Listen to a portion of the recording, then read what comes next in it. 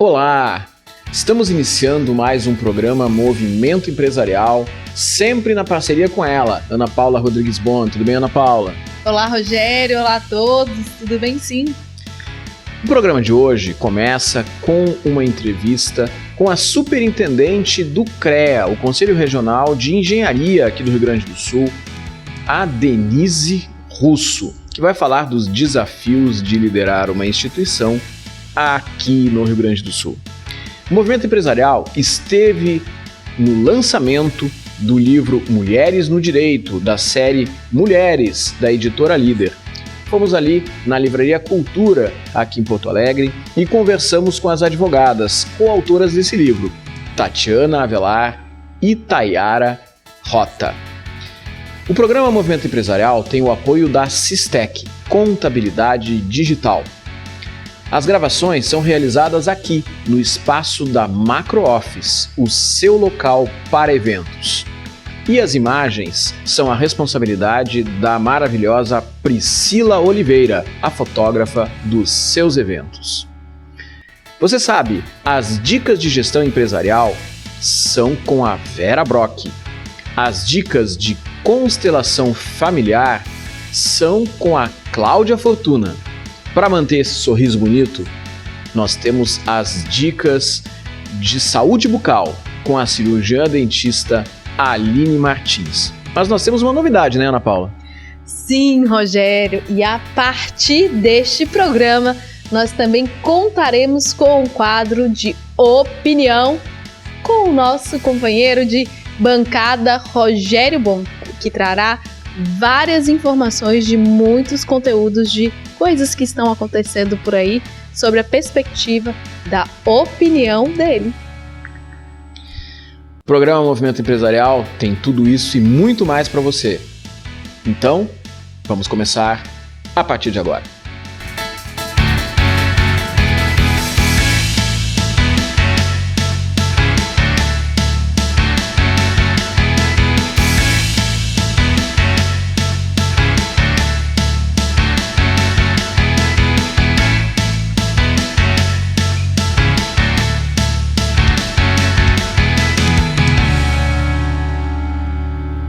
Neste bloco do programa Movimento Empresarial, eu tenho a satisfação de ter aqui comigo uma pessoa muito especial, administradora, e que tem uma trajetória muito longa em várias áreas: gestão pública, gestão privada, área da educação. Muito obrigado por estar aqui conosco, Denise Russo. Eu que agradeço, Rogério, a satisfação toda é minha de estar aqui. A gente já teve algumas tentativas, né? Que bom que hoje deu certo. Agenda de pessoas ocupadas não é fácil, mas que bom que hoje deu pra gente estar aqui. Sim. Bom, a gente se conhece há muitos anos, nem vamos falar, né? Mas possivelmente tem pessoas que ainda não te conhecem. Então eu vou pedir para tu contar um pouquinho da tua história para quem está nos assistindo aqui no programa Movimento Empresarial. Tá bem, olha, a gente estava comentando antes, às vezes é até um pouco complexo, assim, né? Eu tenho 62 anos, né? Trabalho desde os 16, então, assim, mais de 40 anos aí de vida de trabalho e de formação, mas eu costumo dividir assim, né? Eu tenho uma trajetória que, num determinado momento, me dei conta que eu teria que ter uma terceira profissão, que é de educador, de professor. Só que deu tão certo que eu acabei levando ela junto com a minha atividade profissional, né? Tanto na atividade, primeiro na área privada, quanto na área pública, que ela acabou se confundindo. Então, eu tenho uma caminhada na área privada, que foi na Gerdau e no Unibanco, bem lá atrás, né? Mas sempre foram experiências muito significativas. A Gerdau, lógico, uma grande empresa do nosso estado, o Unibanco, na época, né, que foi a minha primeira experiência, foi o norte de toda a minha formação. Então, assim, eu sou uma administradora de gestão de pessoas, mas também sou uma administradora da área de finanças, né? E depois foi caminhando, né, a Sebrae, como você colocou, e, enfim, depois tive uma caminhada na administração pública, como diretora, secretária do município de Porto Alegre, secretária do município, do governo do estado do Rio Grande do Sul, diretora técnica, enfim, né, no Badesul, Mas, assim, são carreiras que foram se complementando, principalmente nessa perspectiva que nós precisamos, nós que somos empreendedores muito cedo, que enxergam um futuro muito longo e que a gente está vivendo há muito tempo, né? Que a gente precisa ter várias carreiras para se complementar. E chegar nessa fase da minha vida, como eu estou, que a gente pode escolher ter algumas opções de trabalho para não só complementar a nossa atividade profissional, mas principalmente para a gente ter possibilidade de viver melhor. Porque eu acho que a gente trabalhando, a gente vive melhor. A gente se sente na plenitude, né, de tudo que construiu. Esse é o meu momento, eu me sinto numa grande plenitude. Isso é uma coisa interessante, que é o legado dessas transformações que o mundo vem tendo, porque antes a pessoa se formava numa coisa, entrava naquela carreira e tinha uma tendência de seguir linearmente naquilo. E felizmente, aí já há bastante tempo, isso começou a se transformar e tu és um exemplo vivo disso tudo, né? Exato. Agora, hoje tu estás num desafio que é ser superintendente do Conselho Regional de Engenharia. E vamos combinar, eu também sou engenheiro, sou administrador, também sou engenheiro civil. Engenharia ainda é uma profissão onde os homens têm uma predominância, ainda existem muitos homens engenheiros, né, e uma quantidade menor de mulheres engenheiras. Como é que é ser a superintendente de um conselho dentro dessa realidade? Olha, realmente a gente tem em torno de 20% só de registrados, né, do CREA dentro da engenharia da agronomia. Eu não vejo muita dificuldade, mas, claro, eu tenho uma caminhada que me traz uma determinada assim, posição e reconhecimento do meu conhecimento. Eu me sinto privilegiada por isso, né? Você usou um termo legado. A gente vai construindo e vai chegando a determinados patamares onde as pessoas querem que a gente esteja lá. Então, eu estou no CREA porque eles querem que eu esteja lá, né? Então, eu já tinha pensado em continuar só na minha vida acadêmica, né? Como educadora.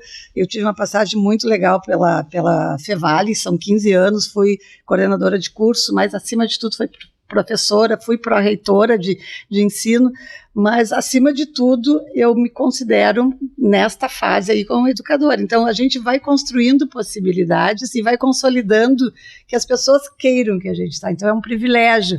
Não é assim jogar confete na gente mesmo, sabe, Rogério? Mas assim, é a gente enxergar que fez uma caminhada correta, né, onde a gente foi construindo um caminho e que o conhecimento, a formação e o trabalho correto é que nos leva a determinados patamares. Então, eu me sinto muito bem dentro do Conselho de Engenharia e Agronomia, mesmo tendo predominantemente de homens, porque eles reconhecem o valor dessa história, dessa caminhada, e principalmente um conhecimento que é muito específico, você sabe, pelo Conselho de Administração também, que é uma autarquia pública, né? Que é um conhecimento de como gerir uma autarquia pública federal. Então, eu acho que isso é o diferencial, por isso eu me sinto bem, porque eles também me reconhecem como importante dentro daquele cenário. Acho que o autoconhecimento é uma coisa muito importante para todos nós, e nós temos que ter consciência das nossas fragilidades, mas também das nossas fortalezas. Então é importante saber, olha, sim, eu tenho condições de entregar, eu tenho uma trajetória e eu posso oferecer para uma instituição. Então que bom que existe esse reconhecimento também, né? E a gente vai aprendendo sempre, né? E como a gente estava falando antes, assim, a gente tem um desafio hoje que é o desse conflito de gerações, vamos dizer assim, né?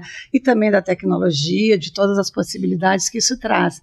Então, eu, uma profissional, na minha fase de vida, que me considero super atualizada, acho que isso também é um diferencial, eu conseguir, mesmo eu sendo uma geração X, né, se a gente pensar nas gerações, eu sou uma pessoa absolutamente com a cabeça de geração Z. Posso dizer que sou uma pessoa de YZ, com certeza, porque eu estou sempre atualizada, e a academia me fez, né, esse convívio com os alunos, ver que eu precisava sempre estar atualizado, além das possibilidades, claro, do trabalho, né? O trabalho, se a gente não se atualiza, a gente não consegue ir para frente hoje, né? Ainda mais hoje com todas essas questões tecnológicas, não tem, né, um profissional, né, que se não estiver atualizado com a tecnologia, vai conseguir avançar. Acho que é mais ou menos essa a minha história. Uma coisa interessante, Denise, tu trouxeste também a tua atuação no ambiente acadêmico, em diferentes instituições de ensino, em diferentes posições também, desde professora, pró-reitora, né, coordenadora de curso, etc. e tal. Muitas vezes, como professor que somos, a gente escuta dos alunos aquela situação, não, na prática as coisas são muito diferentes, isso é teoria, né? Quando a gente tem a condição de, ok, somos docentes, mas estamos inseridos de fato no mercado, essa distância, ela praticamente some, porque a gente consegue ver as coisas acontecendo e traz para dentro de uma sala de aula algo que o aluno vai enfrentar, na verdade, ali na hora que estiver desenvolvendo suas atividades. É por aí? Eu considero que sim, claro, assim, a teoria às vezes tem uma certa distância, porque ela tem um pouco de idealismo, né, quando ela é formulada, e quando ela projeta um cenário mais futuro também, né, mas uma boa prática sem nenhum tipo de base teórica não existe, né? Porque senão fica muito empírica, né? Eu sempre digo, na administração pública tem um desafio que às vezes os times não são tão iguais e nem toda a profundidade daquela teoria pode ser aplicada. Às vezes a gente tem que pensar que a gente tem que ir avançando para chegar onde a gente quer, né? Então, às vezes eu digo isso. Mas eu acho muito legal essa questão do convívio com os alunos, de pensar, de saber que a teoria assim, nos consolida como educadores, como formuladores de novas hipóteses, de enxergar as novas possibilidades. Não existe, né? Não que o conhecimento formal seja essencial, mas ele te traz uma base para que tu possa consolidar uma caminhada e um pensamento crítico sobre as coisas, né? E com isso tu vai associando prática e teoria, né? Porque se não tiver isso, a tua prática fica muito desassistida de algum tipo de embasamento. E o empirismo, hoje em dia, cada vez mais, não se tem tempo para isso, né? Então, o conhecimento formal, sim, ele te ajuda. E ajuda muito, né? Porque hoje a gente vê grandes especialistas que fizeram um curso de 2 minutos através de um vídeo no YouTube e que querem discutir de igual para igual com pessoas que passaram 30, 40 anos estudando um determinado assunto. Então, existe essa dificuldade também, muitas vezes, da nova geração, dos mais jovens, perceberem valor ainda no ambiente acadêmico, no estudo, e não no apenas ter aquela lógica de startup de sair fazendo, né? Não adianta, na verdade, como tudo na vida, na minha opinião, assim, a gente precisa ter um meio termo, né? Então, a gente tem que buscar um conhecimento, a gente tem que avançar, a gente tem que experimentar, a gente tem que estar aberto a novas possibilidades. Eu sempre disse, né? Sempre que me procuro, eu sou sempre aberta a possibilidades. Se querem me convidar, eu estou sempre aberta a escutar. Porque é assim que a gente empreende melhor, assim que a gente enxerga novas possibilidades. E como o futuro está sempre assim, né, cada vez mais perto da gente, e se a gente não se atentar para isso, a gente não consegue evoluir, se a gente não estiver aberto para as possibilidades, mas também ter um pouco de consistência, daqui a pouco a gente não vai conseguir se manter, né? Por mais que as startups e que todo esse conceito tecnológico seja, a gente que acompanha a evolução tecnológica, a evolução do mundo, a gente sabe que tem formação, tem conhecimento, tem pesquisa, né? O que a gente vai fazendo é mediando e vendo de que forma isso não atrapalha na velocidade, é isso que eu acho. Mas, sim, os jovens precisam estudar, os jovens precisam aprender, os jovens vão ter que aprender também a controlar um pouco as suas ansiedades, né? Porque o mundo, conforme a gente vai avançando, a gente vai vendo que ele tem uma parte que consolida, né, seja a tua vida profissional ou as tuas próprias possibilidades, senão tu não consegue te firmar. E isso traz hoje muita ansiedade, né? Então, acho que as nossas gerações, a minha um pouco mais para frente que a sua, mas assim, as nossas gerações devem contribuir enxergando tudo isso, né? E fazendo com que o jovem sim corra para os seus sonhos, mas que ele busque também, de alguma forma, consolidar a sua posição, o seu conhecimento, e, bom, daí ele vai ver que ele vai ter muito mais possibilidades, né? Eu estou sempre vendo possibilidades. Agora, além disso, tu tens uma trajetória na gestão pública. A gente já se cruzou por esse mundo, por esse ecossistema de negócios aí. Tu eras dirigente do Sebrae, depois Badesul, Secretaria Municipal, Secretaria Estadual. Como é que é? O CREA também não deixa de ser área pública, né? Assim, também, uma autarquia. Exato, né? Como é que é para ti navegar dentro do ambiente da gestão pública, uma pessoa empreendedora, inquieta como tu é, né? Muitas vezes dentro da área pública a gente tem, como tu falaste, um ritmo diferente, ritos diferentes. A gestão pública ela tem um desafio que é se tu encontrar uma corporação, uma instituição onde tu tem muita legislação, muita fiscalização, né, muitas normas, e muitas vezes tu tem uma equipe, né, um time, né, nessas organizações que tem estabilidade, que estão acomodados, né. Então, assim, tu tem todo um desafio de entrar, de levar esse espírito empreendedor, mas, acima de tudo, mostrar que tu quer fazer o melhor, e não só para a instituição, mas também para aquelas pessoas, valorizar aquelas pessoas que lá trabalham, que muitas vezes precisam que entre um administrador e olhe para elas e valorize, que mostre que tem um caminho e que é possível aquela instituição estar melhor posicionada, com melhores resultados, né? Então, assim, eu sempre vejo com bons olhos. Sempre que eu vou, eu percebo que o desafio é muito grande e parece que eu sempre, né? Por exemplo, quando estava no Badesul, eu respondia por 3 diretorias. Quando saí, dividiram em 3. Na secretaria, eram 4 secretarias juntadas em uma, assim, gente. Então, parece que o desafio sempre é maior.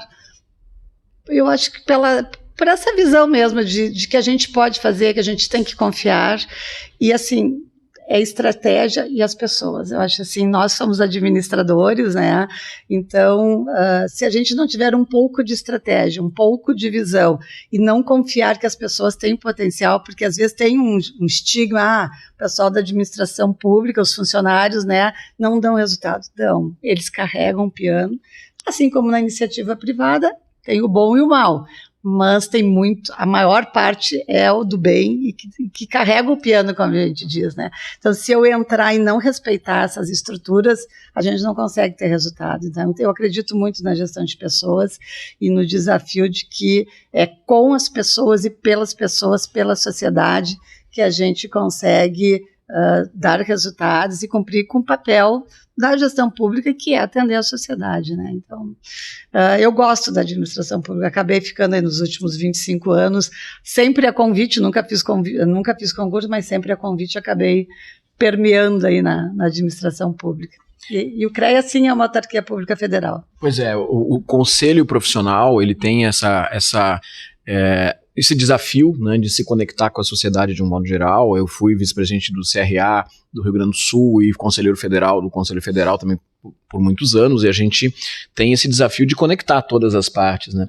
Mas tu falaste uma coisa muito interessante, que é a gestão de pessoas. Sim. Porque nós estamos aqui hoje por conexão de pessoas, né? Porque eu passei por várias instituições, tu passaste por várias instituições, mas permanecemos conectados. Então, o ser humano é que faz as verdadeiras conexões, porque empresas não se conectam com empresas, pessoas das empresas é que se conectam com pessoas das empresas, né? É verdade.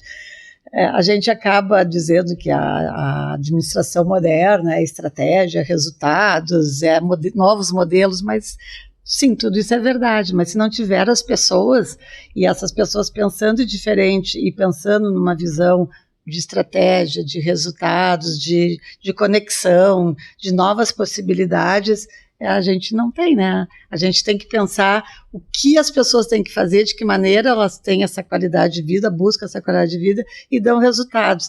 Sempre eu acho que a gente tem que pensar na nossa qualidade de vida, na qualidade de quem a gente está inserido, mas sempre pensar que a gente faz parte de um ecossistema maior, né? De um sistema maior, no caso aqui é o Rio Grande do Sul, é Porto Alegre, é o Brasil, e sim, é o mundo, né? É o mundo.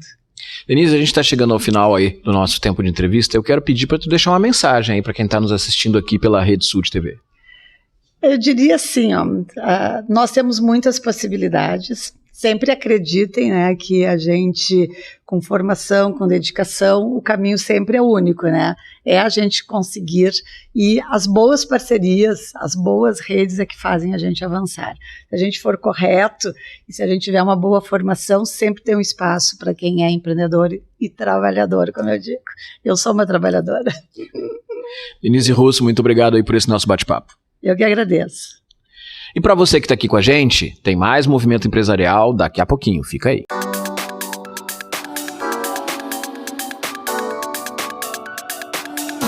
Olá, eu sou a Vera Brock e hoje estamos aqui para falar das organizações exponenciais. Hoje se fala nas mudanças que são aceleradas, mas cada dia se percebe o quanto as organizações se transformam. E é nesta transformação que buscamos o apoio dos nossos dirigentes, sejam eles empresários, empresárias, empreendedores, empreendedoras, líderes e gestores. As dicas de gestão para hoje é para as transformações organizacionais. Cada vez mais estão aceleradas e buscando compartilhar conhecimentos, informações. As organizações exponenciais, elas são muito mais rápidas, mais velozes, são mais baratas que a uma ou a outra que se compara no contexto da disrupção. A disruptura faz parte destas transformações. Os empresários devem observar o quanto ágil devem ser, o quanto precisamos definir as próximas organizações exponenciais. Contudo, muito cuidado com os seus colaboradores. Eles resistem e você deve estar atento para essas resistências. Já ouvi empresário dizer que para mudar não precisa transformar. Muito ao contrário. Precisamos transformar os negócios empresariais para obtermos o sucesso e garantir uma plataforma de desenvolvimento cada vez maior. Algumas características de uma organização exponencial está no DNA das organizações, mas essas transformações têm que estar muito atentos. E, senhor líder, percebam o que está ocorrendo na sua empresa. Busque perceber o quanto é necessário essas transformações. Qual o impacto que elas estão causando? Qual é a atitude dos colaboradores? Será que você está precisando transformá-los cada vez mais atentos, cada vez mais ágeis? Porque a velocidade das mudanças exigem essas transformações ágeis. Vejam a Kodak. Se ela não se transformasse, nós ainda teríamos um custo muito alto para produzir as nossas fotos. Hoje, todas as fotografias são digitais e o custo é zero. Você mantém elas arquivadas, ao contrário do que antes a Kodak fazia. Vendia o filme, vendia o papel e tudo isto era muito caro. Uma máquina fotográfica deveria ter pilhas para ser carregadas. E esse processo de mudança digital, esta transformação exponencial, traz para o cidadão recursos maiores, investir mais nesses pequenos negócios familiares. Então, a sua organização é exponencial? Pense nisto. Pense o quanto é necessário transformar para você ser uma organização exponencial. Gostou? Então, vem comigo para a próxima terça-feira no Movimento Empresarial com as dicas de gestão da Vera Brock.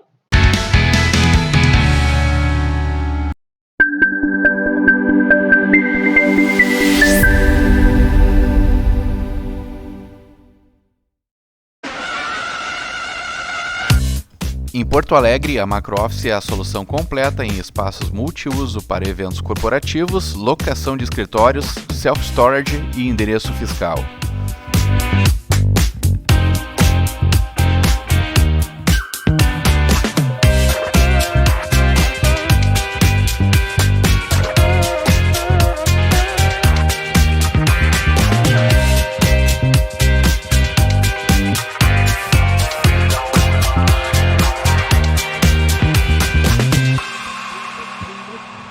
Move it, body, body, move it, baby.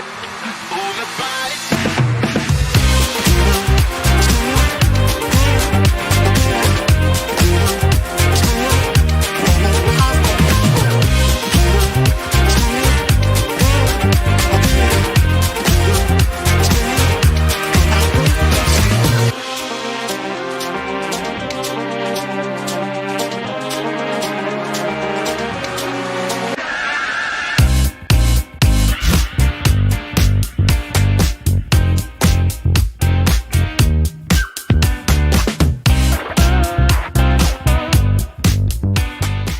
Quem vive Porto Alegre, cuida de Porto Alegre e do futuro de sua gente.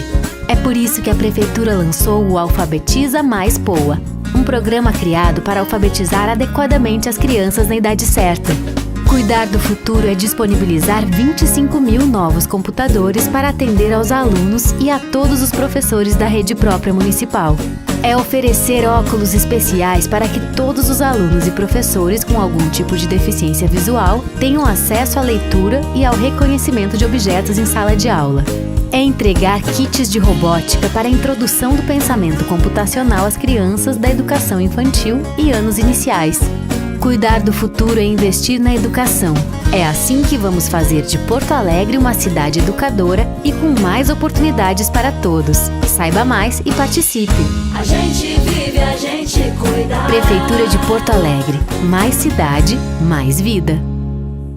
Yeah, aqui não tem tempo ruim, tudo é alegria. Curtir o dia numa boa com toda a família, com várias áreas pra curtir, é muita emoção. Vem refrescar o lado, criança cantando esse refrão. Água loucos, é pura diversão.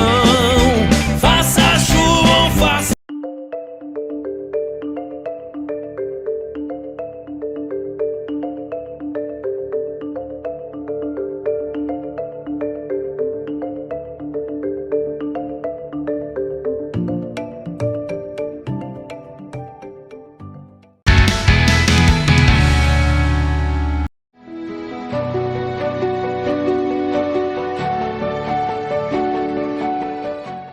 Olá, eu sou Cláudia Fortuna, falando no Movimento Empresarial sobre constelação familiar. E hoje eu tenho uma pauta bem interessante. Eu quero falar sobre dinheiro. Quem não gosta aí de dinheiro? Acho que todo mundo, de modo geral, gosta, embora existam pessoas que desprezem o dinheiro. Sim, acreditem, em Marte tem vários. Não, estou brincando. Aqui mesmo a gente consegue achar várias pessoas que acham que o dinheiro é sujo, que o dinheiro é ruim, e uma série de coisas. Mas o foco que eu tenho hoje é o seguinte: como que você vai achar dinheiro se você não acha as coisas nem no seu quarto? Pense um pouco sobre isso. Como que é a organização das suas coisas? Quando você procura uma coisa, você encontra? Quando você precisa de um documento, você sabe onde está? Sim. Quando nós somos desorganizados, isso é um reflexo de algo interno, que vem lá de dentro, e às vezes até vem de outros lugares também, dos antepassados, e sei lá mais o quê. Mas vamos começar a falar disso, do que a gente sente, do que a gente manifesta. Então, esse reflexo se reflete também nas coisas materiais. Claro, não reflexo, reflete. Bom, esse reflexo, ele se manifesta nas coisas físicas, fenomênicas, vamos dizer assim.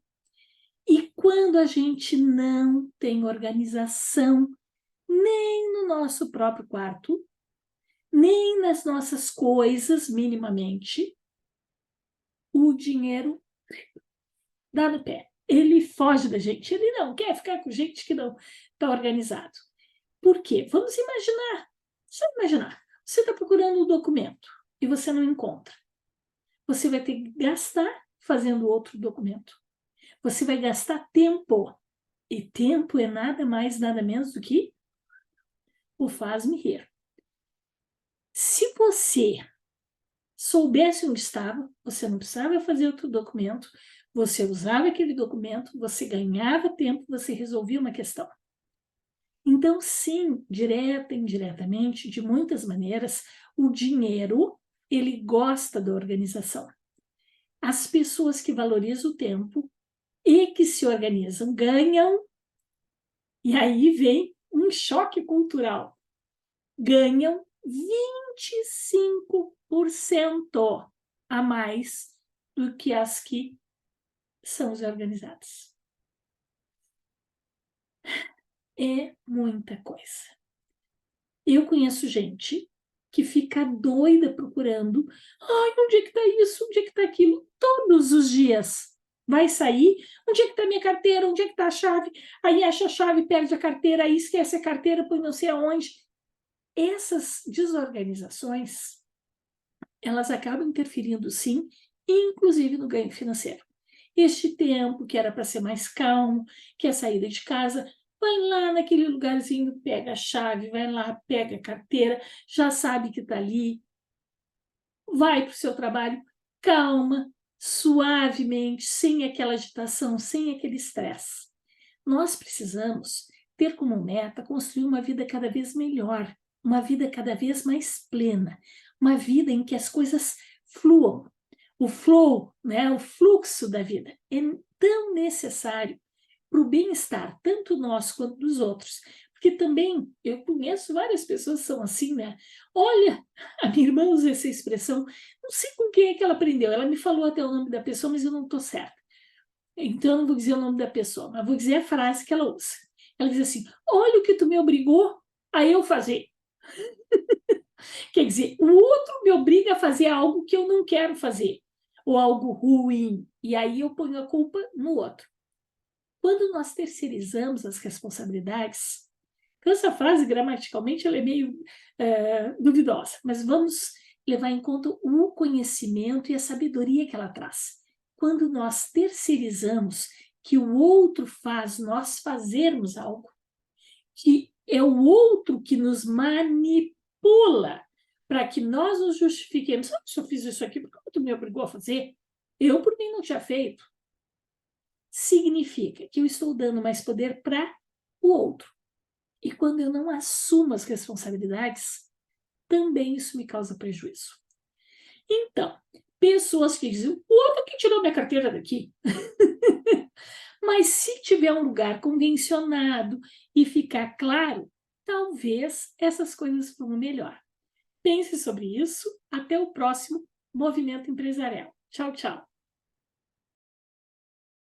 E nesse bloco do programa Movimento Empresarial, nós vamos conversar com as coautoras deste livro que está sendo lançado aqui na Livraria Cultura, no Shopping Bourbon Country, aqui em Porto Alegre, Mulheres no Direito, livro da editora Líder, tratando de temas que têm a ver com o ambiente do direito, sob a ótica de profissionais do direito, mulheres. Então, vamos acompanhar um pouco do que foi este lançamento aqui no Bourbon Country, na Livraria Cultura.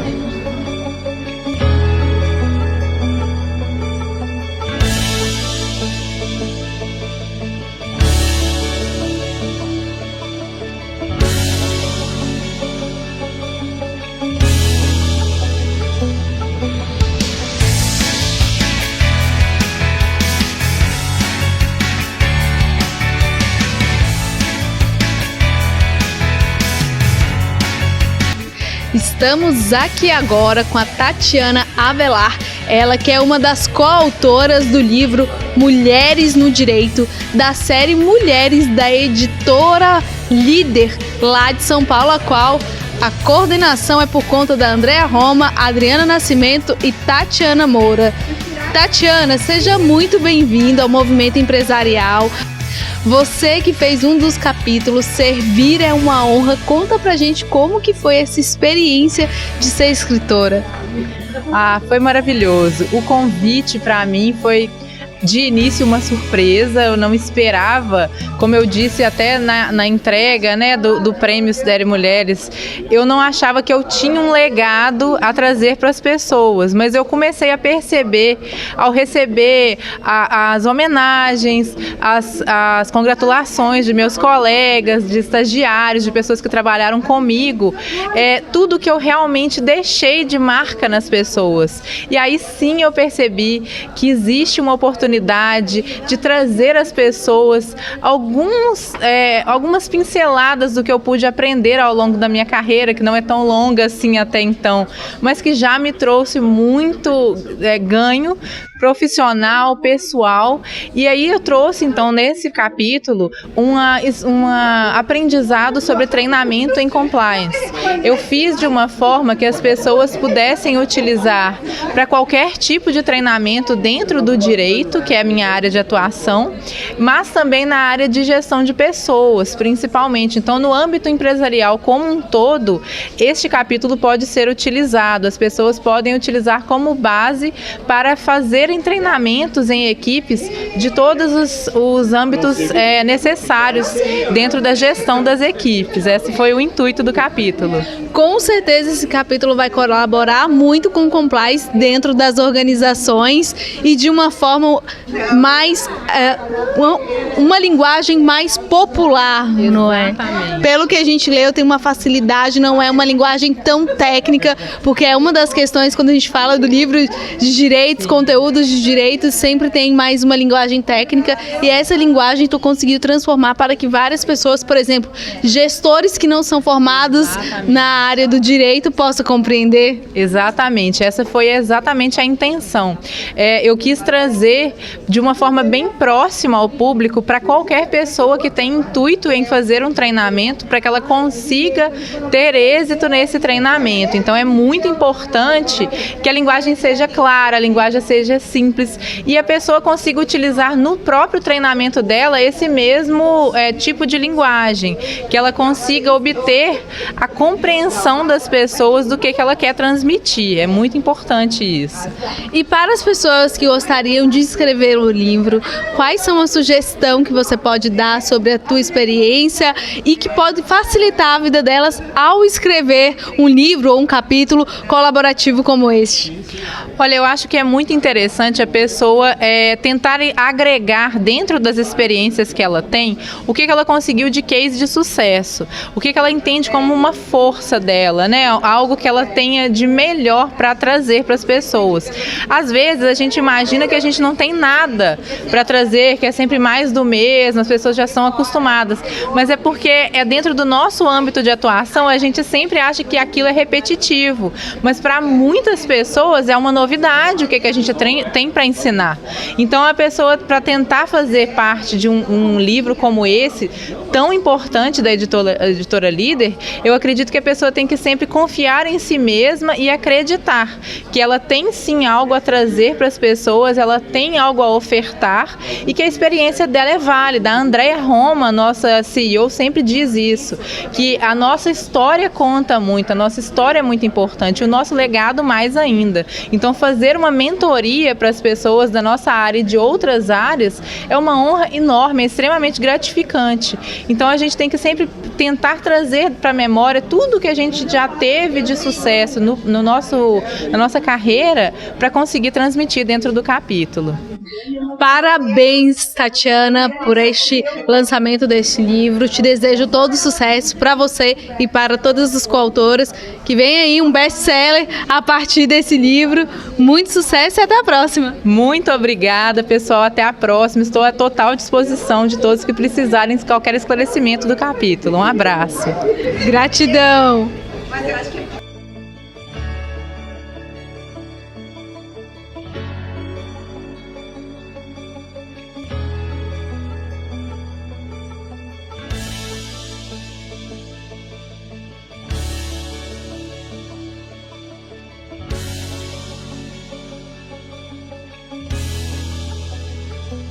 E nós estamos aqui na Livraria Cultura, aqui em Porto Alegre, no Shopping Bourbon Country, no lançamento deste livro, Mulheres no Direito, da editora Líder, lá de São Paulo, e está aqui com a gente para falar um pouco sobre o seu capítulo, a advogada Tayara Rota. Tayara, parabéns por fazer parte desse projeto, parabéns pelo livro. Agora, conta para nós, como é que foi essa experiência de tu seres autora de um livro? Oi, Rogério, tudo bem? Tudo ótimo. Essa experiência está sendo fantástica, maravilhosa. Primeiro porque nós mulheres nós nunca tivemos na frente do direito. As mulheres sempre ficaram em segundo plano, era um mundo muito masculino.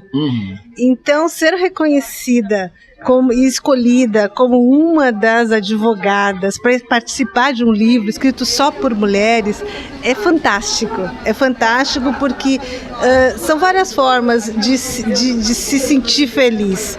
Uma pelo trabalho, porque são advogadas especialistas, cada uma na sua área, e você ser reconhecida como advogada na sua área. Outra por participar de uma obra que você sabe que são mulheres que batalharam, todas têm uma história linda e tem uma história de garra, de conquista, de busca de um sonho, de realização e defesas e mostrar os direitos nos quais as pessoas podem buscar e conquistar o seu espaço e conquistar aquilo que elas estão buscando, almejando tanto através do direito, né? Agora, a Tayara, ela é lá de São Borja, se formou em Santa Maria, mora no Rio de Janeiro, fez o livro com a editora de São Paulo e está aqui lançando em Porto Alegre. Como é que é essa tua atividade pelo Brasil? É fantástico, né? Eu sou uma brasileira, apaixonada pelo Brasil, moro no Brasil porque eu amo o Brasil. Já tive várias oportunidades para sair do Brasil, mas eu não quis. E eu acho que andar pelo Brasil é você conhecer as várias culturas, conhecer pessoas, aprender a se melhorar. Porque conviver com os diferentes, você tem que se aperfeiçoar, você tem que se lapidar, você tem que ser melhor, né? Então eu acho que, e voltar, né, na terrinha natal da gente é tão bom, né? Poder falar gaúcho, falar o tchê, e é muito bom, mas eu amo o Rio de Janeiro. Lá eu não passo frio, mas eu amo o povo gaúcho, né? Então eu acho maravilhoso estar, né? São Paulo, então, a editora Líder, quando nós fomos lançar, foi fantástica, nos recepcionou muito bem, teve uma festa linda e nos fez, todas nós nos sentirmos super valorizadas, sabe? As mulheres como mulheres mesmo, profissionais. Que é um trabalho muito bacana, justamente, um livro escrito por mulheres, mas com um olhar que serve para todos, né? Eu queria te perguntar justamente um pouco a respeito do teu capítulo, que tu fala sobre um tema, união estável após a morte. Dá para falar em um minuto um pouquinho sobre isso? União estável é uma relação, né? Eu digo que é uma relação das pessoas bastante atual. E, inclusive, ela vem se modificando cada dia mais. Esse ano já teve muito mais mudanças e, como uma profissional da área de família e sucessório, direito sucessório, a gente tem que estar atualizada. E o pós-morte, imagina, poxa, as pessoas viveram anos, nunca regularizaram a sua situação e alguém veio a óbito. Então, eu falo de uma situação em que a pessoa que veio a óbito já era meu cliente, por uma outra relação sucessória de família, e quando veio óbito eu conhecia aquela relação, a pessoa foi falando e tudo mais sobre essa relação. Eu conheci esse casal na praia de Copacabana, foi muito interessante, porque eu conheci conversando com as pessoas, assim. E falar de relação de união estável e pós-morte, você tem que coletar muito material, muita prova. E como é judicial, você tem que coletar matéria de documento, de foto, de testemunho, para provar toda essa relação, né? E diante desse momento que você consegue construir essa relação de união estável judicial, aí então aquele companheiro vai poder ser agente sucessório, vai poder representar num processo, né, de inventário. Então todo esse processo eu tento transcrever muito rápido, né? Mas é um trabalho gratificante, eu amo essa área que eu faço, eu acho que você se envolve muito com as pessoas, eu gosto desse envolvimento com as pessoas. Você quer saber um pouquinho mais? Compra o livro que está bem detalhado lá e você vai conseguir entender mais sobre esse tema. Mas, Tayara, parabéns por participar dessa obra, muito sucesso, e vou te pedir para tu deixar uma mensagem aí para quem está nos assistindo. Uma mensagem? Seja uma pessoa que acredite no seu sonho, seja o sonho que for. Ele é importante para você e você vai realizar. Escrever um livro é registrar um dos teus sonhos.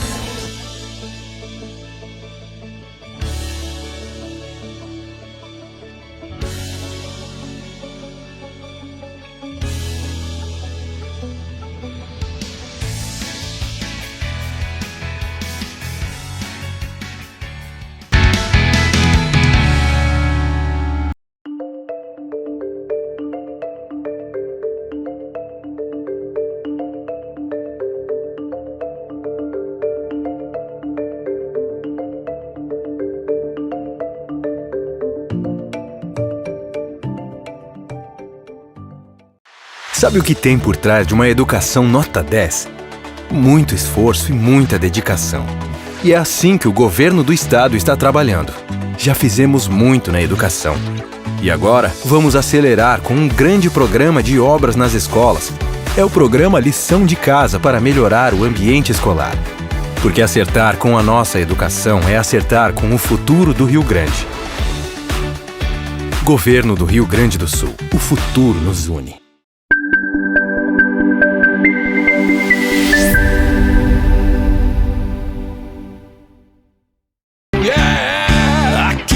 Tem tempo ruim, tudo é alegria. Curtir o dia numa boa com toda a família. Com várias áreas pra curtir, é muita emoção. Vem refrescar o lado, criança cantando esse refrão. Água loucos, é pura diversão. Faça chuva ou faça.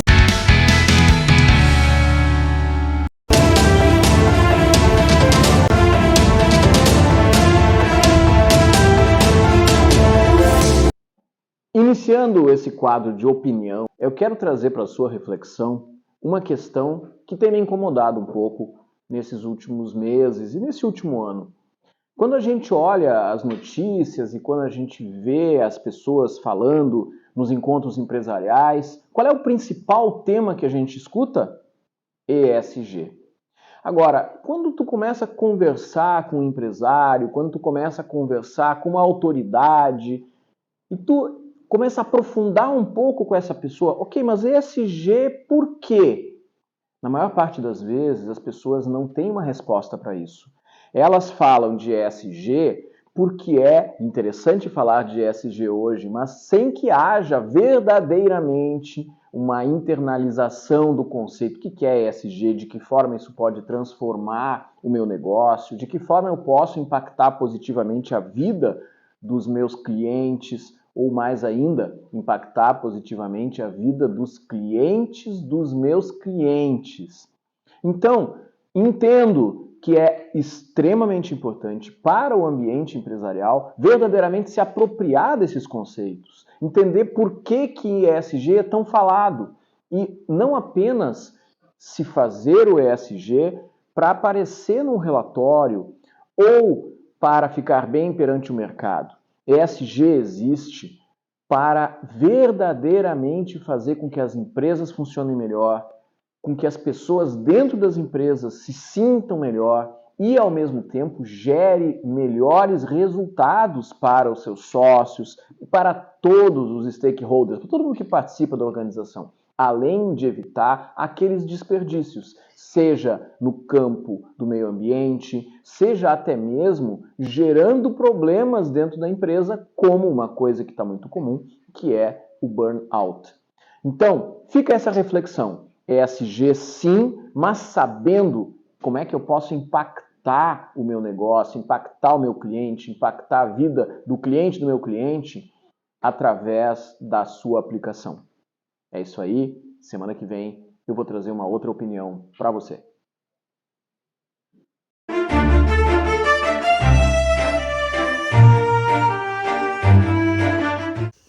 Olá, eu sou a doutora Aline Martins e Silva, cirurgia dentista, proprietária do Estúdio Facial Odonto, que fica localizado na rua Doutor Armando Barbedo, número 322, sala 406, no bairro Tristeza, Zona Sul de Porto Alegre. Hoje eu venho conversar contigo sobre um assunto de extrema importância, que é o sangramento na gengiva. Muitos pacientes chegam aqui no consultório com muita dor, reclamando do sangramento da gengiva, com a gengiva vermelha, e eu tô aqui para te alertar. Se isso tá acontecendo contigo, tu tá com um problema muito sério, e o primeiro passo é procurar o cirurgião dentista para fazer o tratamento e estabilizar esse sangramento. Mas tu pode estar pensando, mas o que causa esse sangramento, doutora? Por que a gengiva sangra? O sangramento, ele é um sinal, é um alerta que o teu corpo está dando que ali, entre os dentes, abaixo da gengiva, está ocorrendo um acúmulo de resíduo, está ocorrendo um foco de infecção.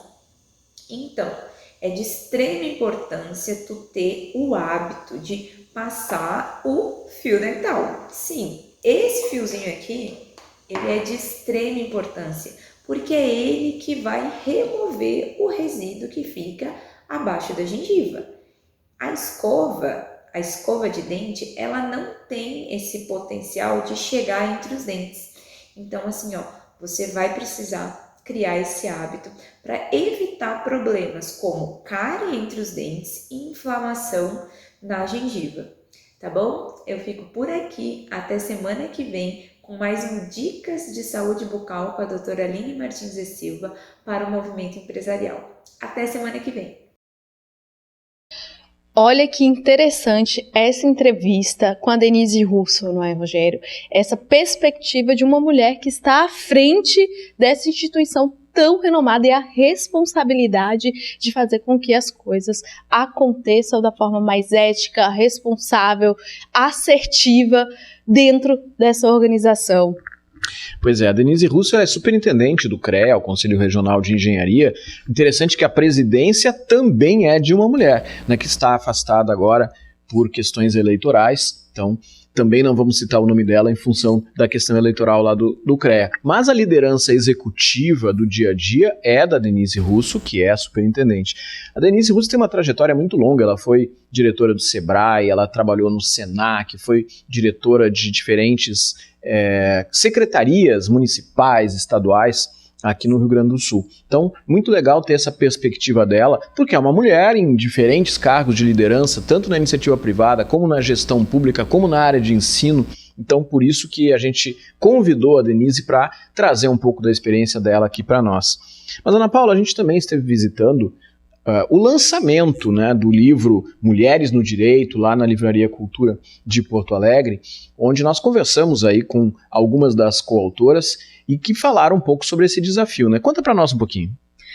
Sim, Rogério, e o mais interessante é que as coautoras, a Tatiana Velar e a Tayara Rota, vieram de outros estados para prestigiar o lançamento dos livros dela aqui no Rio Grande do Sul, do livro delas aqui no Rio Grande do Sul.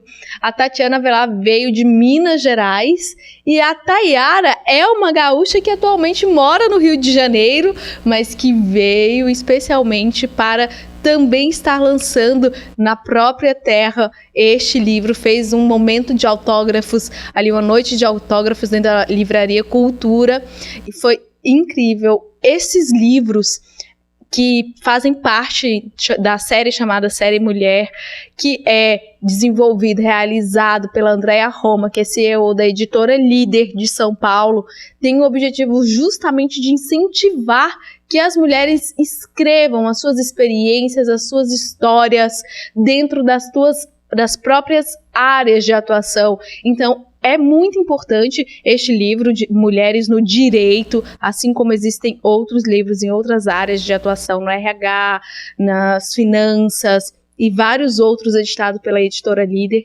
tem esse propósito de que mais mulheres possam colocar suas histórias, suas experiências, as suas trajetórias em livros e assim inspirar outras mulheres. Também quero parabenizar a todas as coautoras do livro Mulheres no Direito e a editora Líder por esta iniciativa. Desejo muito sucesso. O programa Movimento Empresarial está no seu 3º ano. Se você não conhece ou perdeu alguma das edições anteriores, não tem problema. Nós temos um canal lá no YouTube, que é Movimento Empresarial. Tem todos os programas, desde o tempo que éramos apenas um canal lá no YouTube, né, Ana Paula? Sim. Onde temos todos os anos aí, 2020, 2021, 2022 e também os programas de 2023. Entra lá, Movimento Empresarial, participa, comenta e você vai acompanhar tantas e tantas pessoas interessantes que já passaram aqui pelo programa. Todas as terças-feiras, às 21h30, nós estamos aqui com você, trazendo pessoas, temas, superação e aquilo que você sugerir para nós também. Quer trazer um tema para a gente conversar?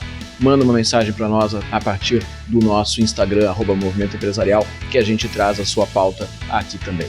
O programa foi esse hoje. Ficamos por aqui. Semana que vem nos vemos de novo. Até lá. Tchau, tchau. Tchau, tchau.